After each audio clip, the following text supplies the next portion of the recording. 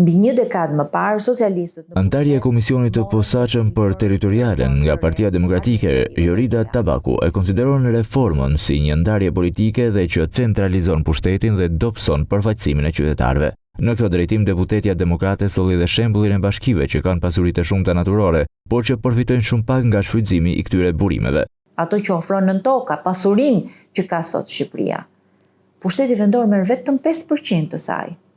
Ndërkohë që kostot, vuajtjet, pasojat i mbajnë banorët e atyre zonave. Duke ndalur tek Bashkia e Tiranës, Tabaku denoncoi mungesën e decentralizimit real dhe përdorimin e burimeve publike për çështje që sipas saj nuk lidhen me nevojat e qytetarëve. Ku ishte pushteti vendor kur u shon teatri i Tiranës? Ku është pushteti vendor në zona si Petrela, Farka, Babruja, në zona të cilat kanë nevojë për vëmendje, kanë nevojë qoftë edhe për investime, kanë nevojë qoftë edhe për një strategji e një vizion zhvillimi. Në zonën e Astirit vetëm në vitin 2026 është ndërtuar një shkollë.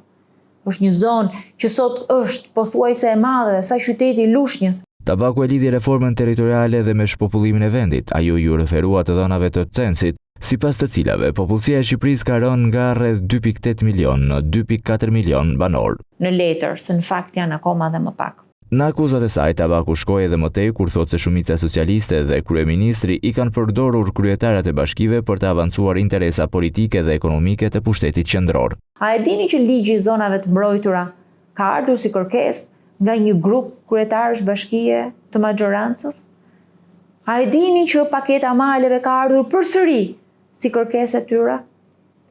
A e dini që pjesa më të madhe të investimeve strategjike kryetarët e bashkive përdoren sa herë që i duhet qeverisë për investime strategjike për të dhënë firmën e radhës? Tabaku theksoi se drafti socialist bie ndesh edhe me vetë kriteret e Bashkimit Evropian, për shkashtoi se propozimi i Partisë Demokratike sjell më shumë përfaqësim dhe decentralizim të pushtetit. Ajo nënvizoi se qytetarëve duhet t'u jepet mundësia të zgjedhin jo vetëm kryetarin e bashkisë, por edhe drejtuesin e njësisë administrative.